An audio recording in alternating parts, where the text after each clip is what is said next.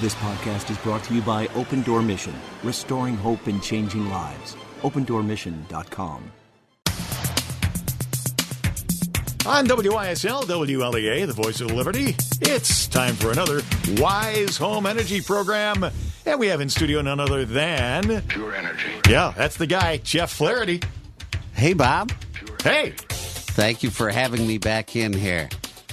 Well, thank you for clearing your schedule, schedule. It feels like it's been a year, but it hasn't been that long. Thank goodness. Having a lot of fun, apparently, huh? Yeah, we've been out there traveling around the world. I'm in a peer group with 5 contractors across the nation. What does that mean? So I have been a very fortunate person at times, and the gentleman who started Home Performance with Energy Star, or kind of titled that to fix homes with a degree of science behind it. I went to a symposium some years ago in Vermont, and it was kind of a high-end invite-only meeting, and I met some contractors, and they were trying to start this peer group, or maybe they already had. And so what it is I'm in a peer group that we are kind of do the similar home performance. So we're not just HVAC, we're diagnosing the home, looking at the envelope, and tightening it up, and then right-sizing equipment. And the theory is there is no owner's manual when you start a business. No one hands you, how to run a radio station, and no one hands you how to run a home performance company. So kind of like having a kid. Yeah, exactly. And you kind of figure it out. And how do you learn faster? And so you can't turn down the road and ask my competitors, and I'll tell you later on in the show why you can't do that. But so we get together twice a year, and we go to one of the hosts, or somebody hosts the event, and we kind of converge on that site, interview the owner, ask him what's going well, what he's having challenges with, and then we interview the staff and go out to site visits and see installs. And then after the 2 days are up, then we present to the owner to what's going well in the company and what we see can be improved to make life easier, do better installs, grow your company, and make everybody happy. And it's really quite a neat experience. I'm really quite fortunate to be involved in that. And Very cool. Yeah, these are high end companies across the nation. We got Portland, Oregon, and outside San Francisco in the Bay Area, Westchester County, and the Eastern Shore of Maryland are the contractors, and it's reinvigating when I get to go to this. So it's a relatively small group. It is. We're actively we wouldn't mind adding a person or two or a company or two. So when we go to the national conferences, we present on the benefits of this peer group, and we share everything. So we put all our numbers on the board and make sure we're not priced right, but if you don't have profit, you won't be around to fix any homes next year. True. So we have to make sure that we're profitable enough to pay the employees, pay the suppliers, fix the homes properly, and still be in business. And have enough money left over to go to the next Idea Bank gathering. That says the time is probably approaching when you're going to be hosting in Rochester. I am up next. So I'm in October. They will be coming up, and it's fun. We're kind of planning. We always kind of do a little something. So one of the folks from Westchester is always enamored with the Erie Canal, and so am I. So we're trying to figure out to have a little trek on the Erie Canal, which is a great story of. I love the story of the Erie Canal because I think it was Governor Clinton who. Proposed it, and everybody said he was crazy. Absolutely. And they called it Clinton's Ditch. Yep. And he dug this thing, and everybody said he was nuts, and it just was so big that they had to expand it very quickly. So I like that over in Syracuse they have an area, or I see a business over there in Clinton's Ditch. And nice. I think it's so neat that when all the naysayers said this was wrong, but he persevered and really, made a huge improvement to transportation and how to get goods across to well, it the was Great the Lakes. economic engine that built New York State. It was incredible. It was the westward push. Western New York, the area where we live, was the wild frontier. Yeah. Back when the Erie Canal was being built, and they had no idea how to dig a canal. Amazing. Nobody knew how. Yeah. They started over in Rome. Is that right? Yeah, in 1817. That was the beginning of the digging, and it was kind of they just learned by doing. Yeah.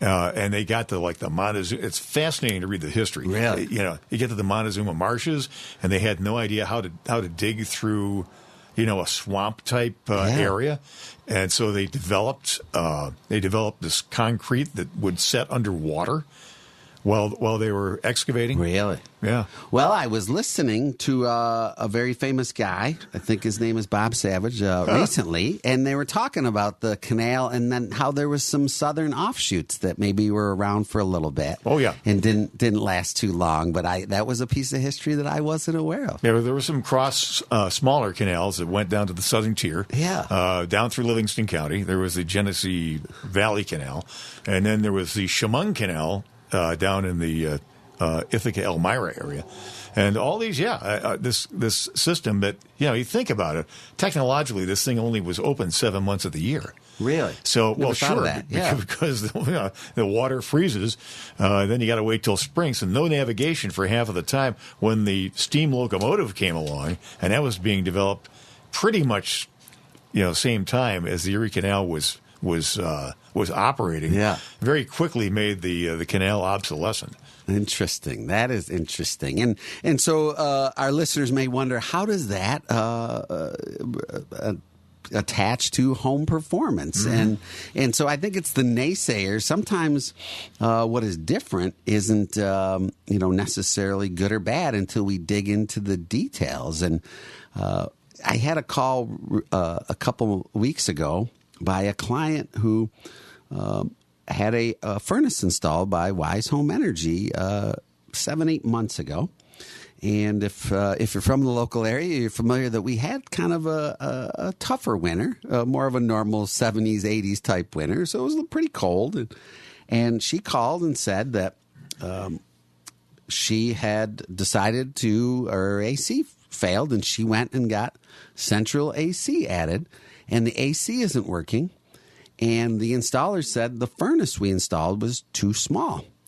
And I said, okay, why does he say that? Well, he just says it's too small, and he would not put that in. And I said, well, how is that related to the AC? And, well, it's not going to move enough air for the AC. So, the way your home loses heat in the wintertime is very similar to the way it gains heat in the summertime. So relationship-wise, there is going to be some correlation between the size of your AC and the size of your heating unit. And that's in this particular climate zone. We're in climate zone 5. So that didn't really make a lot of sense to me. I looked at it and thought, well, the AC unit's too big. And we did what is called a manual J load calculation, which depending on if you read code, you're actually supposed to do this calculation. So this calculation is how much heat the home is going to need in the wintertime, and then how much cooling it will need in the summertime. So it was a grant program. She was getting some subsidy on the furnace. She just wanted the furnace at that time, and so we spec'd this furnace. And so she said, yeah, he said that it's the wrong size. And I called 5 other contractors, and they said, well, for a house your size, we would have put in a 60,000 or maybe even an 80,000. And we naturally put in a 2-stage 40,000 BTU furnace. So I said, well, when you say it's the wrong size, we installed this, and I don't recall you calling us during the winter saying it wasn't heating your home. And she's like, well, it was fine. Well, it could have been a little more, I felt like a little backpedaling there. Yeah. So I said, look, ma'am, we did a manual J load calculation. Has your AC installer done one? And she's like, well, let me get him on the phone. I said, well, I don't think he's going to want to talk to me. And she said, oh, yeah, no, he's fine. He called. And so she called him and got him on the three-way call, and he told me that he didn't like telling people how to do their job, but he thought that this should be a 60, and he's called a bunch of people, and they said it should be a 60.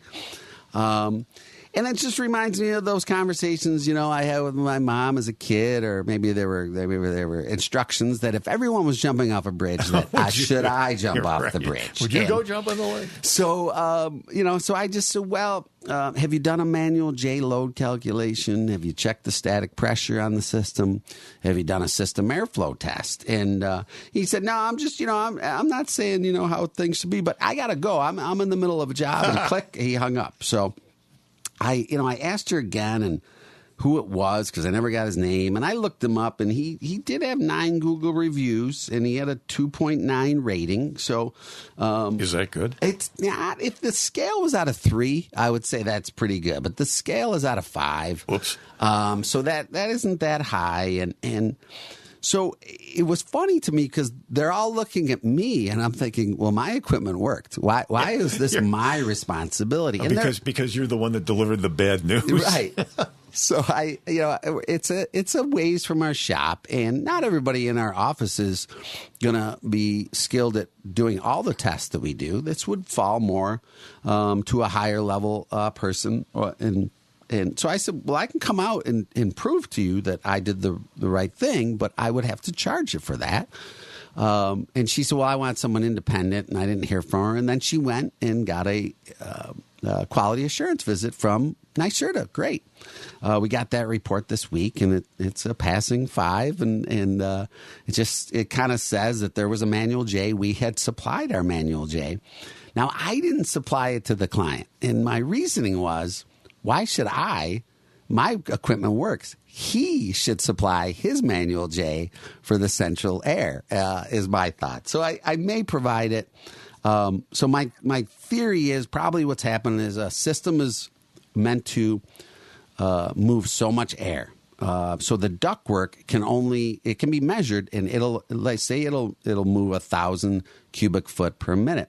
If your air conditioning unit is sized so that it needs 1,500 cubic foot per minute, it's 10 pounds in a 5-pound bag. You can't do it. Yeah.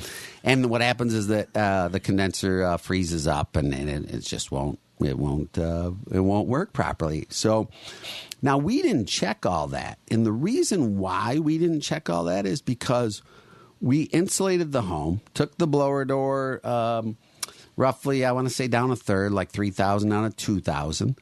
And so when we're downsizing a piece of equipment, we're going to less cubic foot per minute through the system. So generally, we normally are not going to have any problems if they didn't have any problems with the past system. You had no idea when you were installing this and when you were going through this process that they were planning on putting in central air at a future time.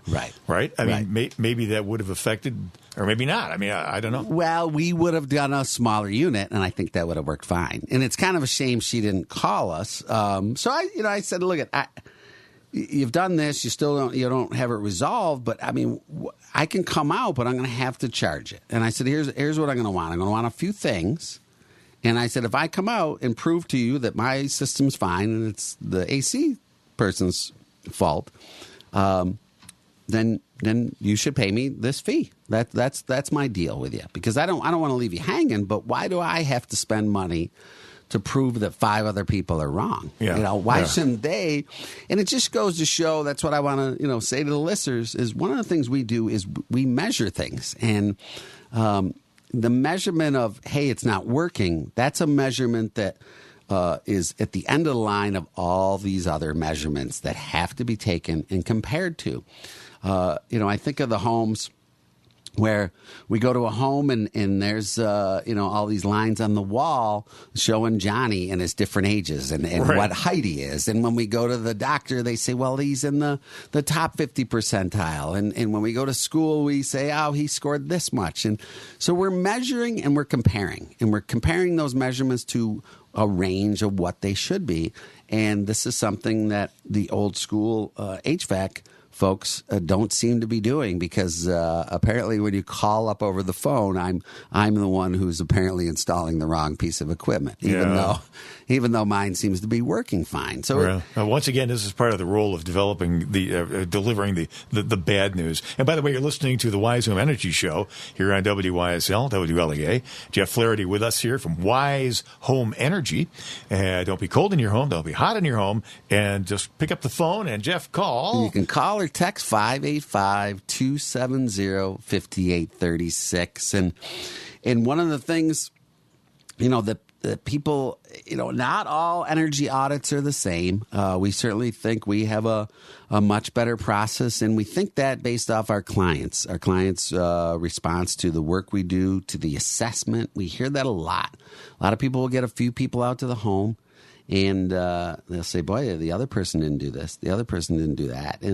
And so this is no cost to all New Yorkers. You just have to have an electric bill, and you can sign up and get one of these no-cost assessments. And it's not, generally, we're not looking at the windows. The windows aren't really the problem. It tends to be someplace else, and it tends to be discovered with equipment that we can sort of see what others can't. Similar to an MRI or an X-ray. We have these pains, and sooner or later we have to go and start digging a little deeper into these tests to figure out what's taken place. So, I had another call recently, they filled out the paperwork, and they said, I got a new roof due to ice damming, and I'm thinking that didn't solve your ice damming. So I got to have a conversation with her and say, do you realize that this did not solve your ice dams? They might have probably by code put some ice and water shield on the roof, but it's not going to solve the underlying cause of the ice problem. So those are the things that we really want to focus on for folks, is the solution. Anybody can chase these rebates. These rebates are available. It doesn't really even take that much to sign up to get approved to give these rebates. On the installation side, you have to have a couple of certifications to apply for NYSERDA to be approved to offer these things. And on the HVAC side, for rebates for the heat pumps, all you have to do is know how to do this manual J. And like any other calculation, garbage in, garbage out, you can kind of put in whatever you want, and there's no one to really verify the data that was put in correctly. And one of the rebate changes it looks like they're going to make, I just said on a webinar this morning, is that they're going to kind of give you a little bit more rebate. It almost implied if you were choosing a better contractor. So if you're just going with an HVAC contractor that doesn't know the shell of the home and how much heat the home is losing, it sounds like they might be able to offer a less rebate based on someone who can tighten up the home and make the home more energy efficient. And, I think of the rates going up and everybody's up in arms. And I think to myself, if you take just a ballpark home that was using $3,000 of energy, and because of the inflation and a little maybe cold winter, say it went up $1,000 over the past 5 years, which I'm sure is pretty reasonable, 25% increase. Had they called us and got these services installed in their home, that $1,000 wouldn't have gone up that much. They would have saved, and they'd probably still be at $3,000. Now, it's hard to imagine that you're saving money by spending the same amount of money as you had 5 years ago, but as opposed to the inflation of $1,000 a year, you would have cut that. And had you elected some financing for these improvements, it clearly would have paid for itself. But the key is measuring. So not only the measurement of how much you pay monthly for your utility bill, how much you're willing to pay for upgrades, then we measure with the blower door. It's also important for them to realize that, when you're talking about these NYSERDA programs, that they've paid for this. Everybody out there listening, you have paid for this kind of assessment already. It's baked into your utility bill. That's right. It's on there. It's a line item on your utility bill called the Systems Benefit Charge, the SBC. I don't even look at it now. Years ago when I got into this, it figured out to be about $1 a month. It's probably more like $3 a month. As we said, the inflation takes it up. And you've been paying for it for years. Yeah, why not take advantage of it? And check what, if you're not in our listening area, check what is the assessment going to entail. So I had a guy just call me yesterday who was really calling us for kind of a peer review. He had some injection foam put in his home. Injection foam's an interesting product that maybe we'll delve into a little deeper some show, but it could be used in some right applications. But for this application, for wall insulation of empty cavities, to me it is not the right product. And he had this in, and he's got all these smells, so he's concerned there's a curing problem or there's some type of problem. And he stumbled on us and saw our reviews. And I said, well, look, I have IAQ tests. I can come and test this. I can do this assessment. Tell me, when they did this and they went through NYSERDA and got a rebate, when they did this, they do a blower door test. And he's like, come to find out they didn't, because there was this little piece of tape on my return that could be asbestos. And I said, the blower door is not going to disturb that. Your furnace fan is moving so much air, that is going to disturb it. We're going to come down and most likely be able to do that test. And that's the metric of, we don't know what he started at, but it probably didn't move the needle. And his concern isn't so much comfort or it didn't work. His concern is something went wrong with the install. And that's right. I told him on the phone, I said, this product was probably not the right product for this application. Injection foam is probably more for cinder block or stucco or brick homes. There's a few applications that it may make sense to install this product due to some moisture repelling features once it's cured. But then when I ask, he didn't do a blower door, I'm like, yeah, because it's not that they don't know how to do it. It's they don't want to be held accountable to what the results are. And here's where they are. The results are terrible. Now, there are times not to do that blower door, but because you can't disprove without the evidence that the blower door provides, right? Right. It's a built-in accountability factor there that he may not have been comfortable with. Yes, yeah. So, and I just said, here's what we're going to do. And this isn't, I'm just doing this more out of curiosity. Yeah, we're going to just run them through the state audit program and be paid a minimal amount to do the assessment. But I said, do you have central AC? He said, yeah. I said, we're going to get a hot day. We're going to schedule this on a hot day. You're going to get your AC going. You're going to close up this house. I said, we're going to do an afternoon appointment. I want the sun to really bake down on this house.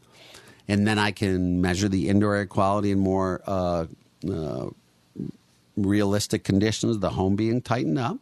And then that IR will pop a lot more to show how well their wall insulation was done and see if there's voids in it. So I have the luxury of doing that. And normally people say, is there better times to have audits?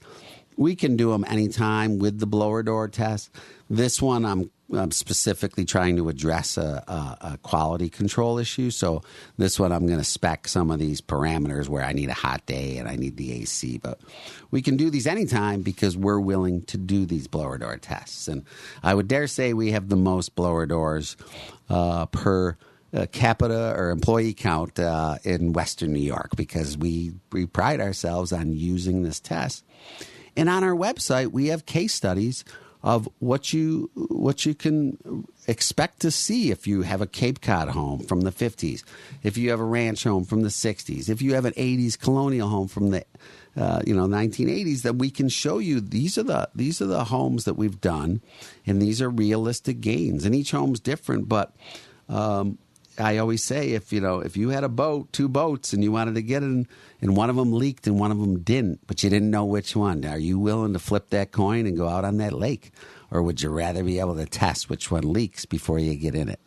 I had another interesting call with, I've had a few recently on some heat pumps where people had heat pumps installed and their usage is twice as much. Now, these are landlords, and they say the bills are twice as much. I said, well, send me the bill. I want to see it. And I look at the usage, and I said, well, the usage is probably twice as much as what it should be. And, we offer them, a cost to come out and do an assessment to determine what's wrong with it. Now, the one I already did, and it was funny because he owned 4 homes, like townhomes together, older building. And the electric was huge. But luckily, he had all the data. They had a gas furnace. He had a relative say, oh, these heat pumps are great. Let's put in a heat pump. And he said the heat pumps don't work. And I went and I did the blower door test. I'm like, you have a drop ceiling. Oh, yeah, we had a fire and there's no ceiling above it. I said, well, your home leaks twice as much air. And when I looked at the gas usage, and I said, so you just got to, the heat pumps work fine. You got to just seal this home up. And the maintenance guy goes, yeah, we're going to switch it out with a gas furnace. I'm like, well, that's not going to do anything. That's still going to use twice as much energy. And it showed right in his own data that this unit, back when it had a gas furnace, used twice as much as the unit next to him. All the data was there. But the maintenance guy, he had already had the solution. And I always caution people, they call me up and they already have the solution in mind. And, I'm sure doctors are used to this. When you go to the doctor and you're like, this is what I need, doc. I've diagnosed my own problem. Drives them crazy. People go to Dr. Google all the time. Right. And they come and say, hey, I think I got the whatchamacallitosis. Absolutely. And I do it sometimes. I go, sorry, I don't want to say what I think it is, but here's my pain. This is the pain. Start with the pain. Let the professional diagnose it. Even though you're living in the home, 16 hours a day or whatever it is, your home, the things you don't like. Tell us what you don't like, and then we'll diagnose the home and tell you if we can improve those conditions. And it's those are the fun ones. I mean, when people call up and go, I just want to see what needs to be done. I don't need to come out and do that. Send some pictures. Insulate, air seal. And most homes haven't had this done professionally. The ones that have had it done in the past 10 years, many of those weren't done professionally. They've done wrong. We fixed many homes that unfortunately had it done recently because they don't measure. And you would be willing to help that dear listener out there who is scratching his head right now, or her head, thinking about what you've been talking about, and go, wow, this kind of sounds familiar territory. Yeah. So there's a place they can go. They can give us a call at 585-270-5836 or visit us on the web at wisehomeenergy.com. The voice of the wise guy, Wise Home Energy, Jeff Flaherty. And this has been a program of Wise Home Energy. If you